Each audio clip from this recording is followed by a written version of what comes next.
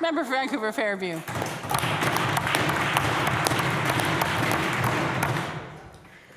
Honourable Speaker, last November the Justice Minister told reporters that her government was seriously looking at stronger regulations for the party bus industry. She said, and I quote, "The Minister of Transportation is following this issue, he is interested in it, and he is looking to see what kind of positive changes he can make."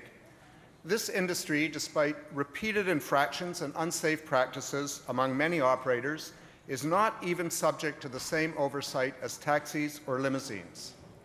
As graduation parties fast approach, can the Minister of Transportation tell this House what progress he is making on this issue?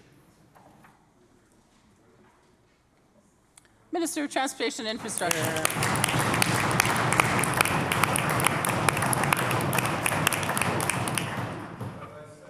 Thank you very much, Honourable Speaker. I have said in this House a number of times that we obviously understand that the pain that the Heyman family has gone through and the loss that they have suffered. They have certainly met a number of times with various members of this government, myself included. We are absolutely aware of the impending grad season that's coming fast upon us. I want to say to the House this, Honourable Speaker. We continue to remind British Columbians that it is illegal to consume alcohol aboard any vehicle in British Columbia, period. That is the law.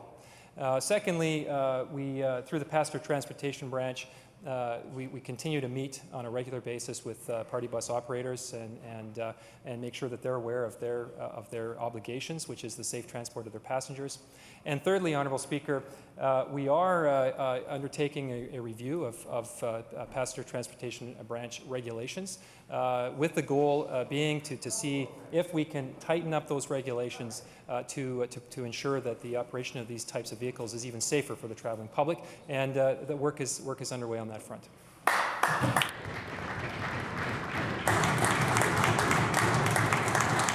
Member for Vancouver Fairview on a supplemental.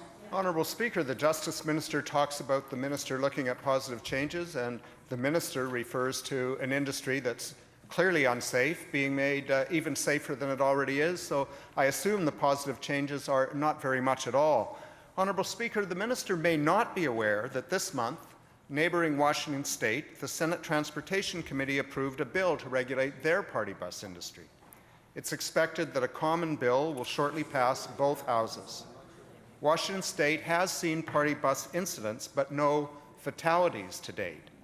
Their legislators decided to act proactively after a review of jurisdictions, including British Columbia, where we have had numerous unsafe incidents, where Shannon Raymond and Ernest Azoadam lost their young lives.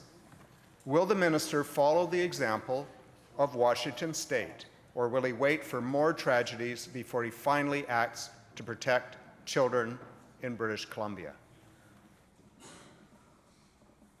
Minister of Transportation and Infrastructure.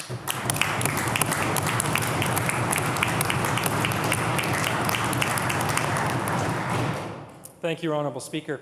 The fact is that when you compare the jurisdiction of Washington State and the jurisdiction of British Columbia, in many respects, we already have regulations in place that they don't have south of the border. For example, it is not illegal in Washington State to have alcohol in certain types of vehicles, including what we all refer to as party buses. It is illegal to have alcohol in those vehicles here in British Columbia today.